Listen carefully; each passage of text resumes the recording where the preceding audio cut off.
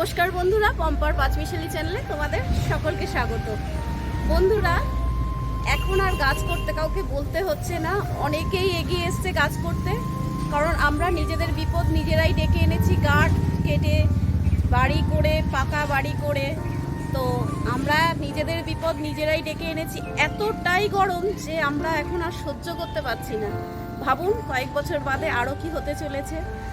তো এখন আমাদের গাছ করতে গেলেও ভাবতে হচ্ছে যে এত টাকার সার কিনতে হচ্ছে। তো এখন আমাদের ভাবার দিন এসছে যে আমরা কম টাকায় কি করে সার কিনে গাছ করতে পারি। তো সেরকমই আজকে একটা জিনিস নিয়ে আপনাদের পাশে এসেছি। তো এটা হচ্ছে ওয়েস্ট ডিকম্পোজার। এই ওয়েস্ট ডিকম্পোজারটা আমাদের যতদিন চাইবেন একবার যদি কিনে রাখেন, এটার দামও বেশি না। এখানে 50 টাকা, দেখুন 50 টাকা প্রিন্ট রয়েছিল, কিন্তু এটা আমার কাছ থেকে নিয়েছে 42 টাকা। আমি একটা দোকান থেকে কিনেছি, আপনারা চাইলে অনলাইন থেকেও কিনতে পারেন। তো এই ওয়েস্ট ডিকম্পোজারটা কি করছে জানেন তো? ওয়েস্ট মানে আবর্জনা, বাড়ির যত যা আবর্জনা সেটাকে কম্পোস্ট করে মানে আপনাকে সার তৈরি করে দিচ্ছে। একবারই হয়তো 42 টাকা আপনার খরচ হবে, সেটা হয়তো আপনার জানি না, সেটা আপনার সাধ্যের মধ্যে আসলেও আসতে পারে। কিন্তু এই ডিকম্পোজারটা কি করছে বলুন তো? ও মানে আপনার বাড়ির যত যা আবর্জনাটাকে একদম জৈব সার তৈরি করে দিচ্ছে। আর রাসায়নিক সার দিলে মাটিরও খুব ক্ষতি হচ্ছে, আমরা এটা এখন সবাই জেনে গেছি। তো আমরা এখন আর রাসায়নিক সার ব্যবহার করব না। আমরা ডিকম্পোজারটা আমি অনেক দিন ধরেই ব্যবহার করি, আপনাদের বলবো করে বলা হয়নি। তো ডিকম্পোজারটা কি করতে হয়, রেডি করে রেখে দিলে বছরের পর বছর চলে যাচ্ছে। আপনি চাইলে যতদিন খুশি এই ডিকম্পোজার দিয়ে করে নিতে পারবেন আপনার বাড়ির সার তৈরি, জৈব সার তৈরি। ভীষণ ভালো উপকার এটার। তো বলা হয়নি, অনেকটা দেরি হয়ে গেল বলতে। আজকে আপনাদের সেই ডিকম্পোজার সম্বন্ধে কিছু বলবো। এই ডিকম্পোজারটা বিজ্ঞানীরা মূলত গোবর সার থেকেই বানিয়েছে।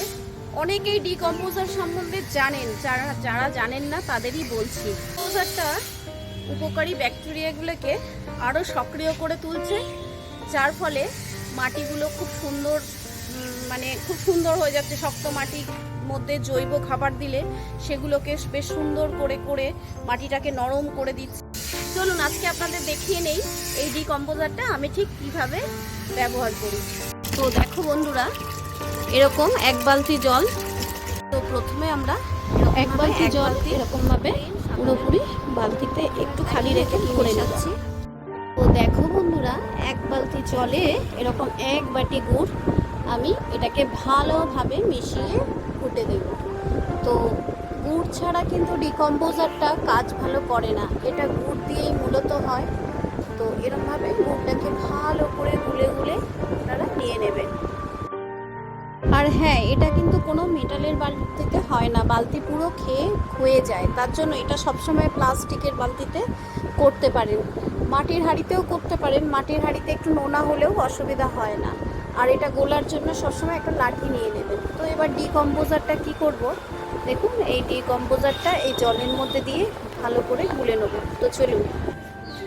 আর হ্যাঁ, এই ডিকম্পোজারটা হাতে দিয়েও ধরবেন না। হাতে দিলে পরেও ডিকম্পোজারটা হাত লাগলে পরে না দেখবেন খুব ক্ষারযুক্ত সাবান দিলে পরে হাত যেমন হয়ে যায় না, চামড়াগুলো কেমন, তো সেরকমই হয়ে যাবে। তার জন্য এটা হাত দিয়েও ধরবেন না। এবার ডিকম্পোজারটাকে ভালোভাবে এরকম গুলে লাঠি দিয়ে, কাঠের লাঠি হলেই ভালো হয়, এটাও কোনো মেটালের লাঠি ব্যবহার করবেন না। এভাবে দিয়ে ভালো করে গুলে এটাকে মিশিয়ে দেবেন। এই ডিকম্পোজারের জলটা রেডি হতে আপনার 7 থেকে 10 দিন লাগবে। আর প্রত্যেক দিন এরকম ক্লকওয়াইজ বা অ্যান্টি ক্লকওয়াইজ সবসময় এটাকে ঘুরিয়ে নেবেন। তো কী হবে, এটা যত ঘোরাবেন দেখবেন আস্তে আস্তে একটা কীরকম মদো টাইপের গন্ধ বেরোবে। তখনই ভাববেন এই জলটা পুরো রেডি হয়ে গেছে। আরও একবার আপনাদের ওয়েস্ট ডিকম্পোজারের শেষটা দেখিয়ে দিলাম। তো এবারে করতে হবে কি, প্রত্যেক দিনই বললাম একটুখানি এরকম রেখে ছাওয়াযুক্ত জায়গায় রেখে এভাবে একটা কোনো কিছু চাপা দিয়ে, এয়ারটাইট জিনিস চাপা দেবেন না। এটা আমি যেমন বস্তা চাপা দিয়েই রাখি, এরকম বস্তা চাপা দিয়ে রাখবেন। আর রোজ একটুখানি করে খুলে একটুখানি এরকমভাবে খুলে আবার ওটাকে ঘুরবেন, ঘুরে সেরে আবার ওরকম বস্তা চাপা দিয়ে ওইভাবেই রেখে দিতে হবে। এভাবে 7 থেকে 10 দিন এভাবে কন্টিনিউ করলে পরে ওএসডি কম্পোজারটা একদম রেডি হয়। ওএসডি কম্পোজারটা যত দিন যাবে দেখুন আস্তে আস্তে এরকম সাদা টাইপের রং হয়ে যাবে। প্রথম এরকম কালচে কালচে একটা ভাব ছিল না, এরকম হবে আর একটা ঝাঁঝালো মদো মদো টাইপের গন্ধ হয়ে যাবে, তখনই ওএসডি কম্পোজারটা রেডি। এবারে করব কি দেখুন, আমি একটা মাটির টবের মধ্যে একটা প্লাস্টিক কাগজ দিয়ে রেখেছি। এবারে কিছু প্রথমে আমি গোবর সার নিচ্ছি। এগুলো গোবর শুকনো হয়ে গেছে, গোবরগুলো এগুলো কাঁচা গোবরই একটু শুকিয়েছে, এগুলো এখনো ভালোভাবে সার তৈরি হয়নি। তো আমি এগুলোকে এখন নিয়ে নেব।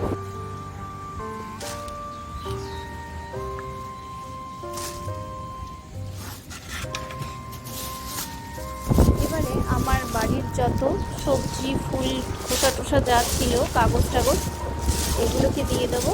আমি আজকে অল্প একটু করেই আপনাদের দেখাবো, কারণ হচ্ছে আমার বেশি যেগুলো করা আছে সেগুলো আপনাদের দেখালাম না, যেদিন যখন রেডি হবে সেগুলো আবার দেখাবো। তো এগুলোর ওপরে কি করব, এগুলোর ওপরে আমি আবার একটু গোবর একটু মাটি এইভাবে মিশিয়ে এটা একটা রেডি করছি। দেখুন এই যে এইভাবে একটু মাটি একটু গোবর সার যা ছিল সব এগুলো ওপর থেকে দিয়ে দিলাম।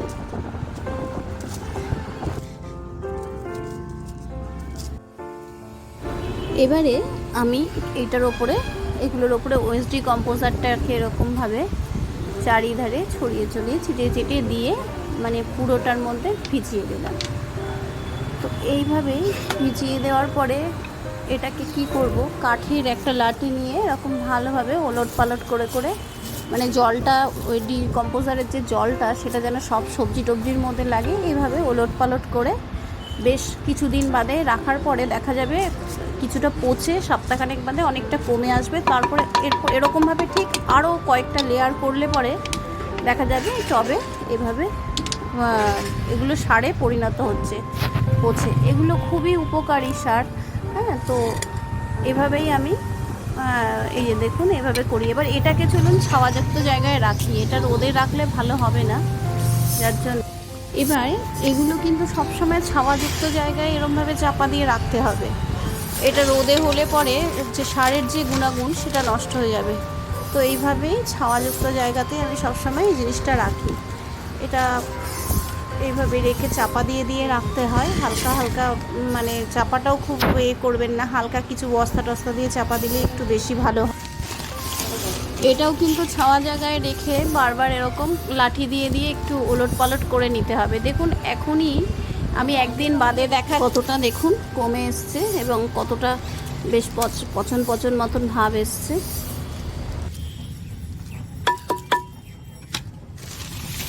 এরপরে এগুলো আমি রেখে যেই পচে যাবে এরকমভাবে একটু রোদে শুকিয়ে নিয়েই, মানে খুব রোদে দেই না, হালকা রোদে দিয়েই তারপরে ঝেড়ে চেলে নিলেই দেখুন এই যে এইভাবে তৈরি হয়ে যায় একদম সার।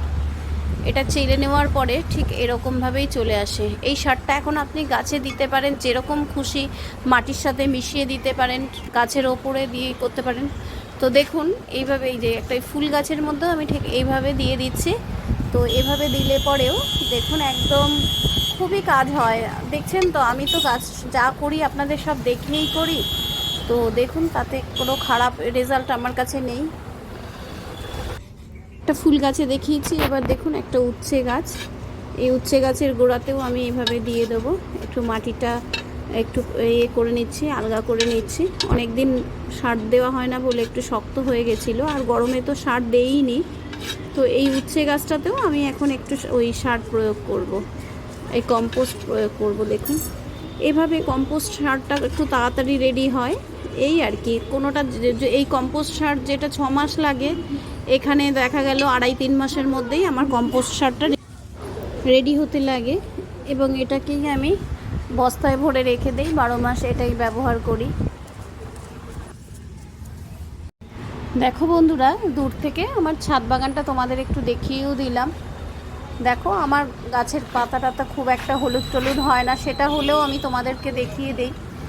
এই ছিল আমার ছাদ বাগান। তো নমস্কার, ভিডিওটা এখানেই শেষ করলাম।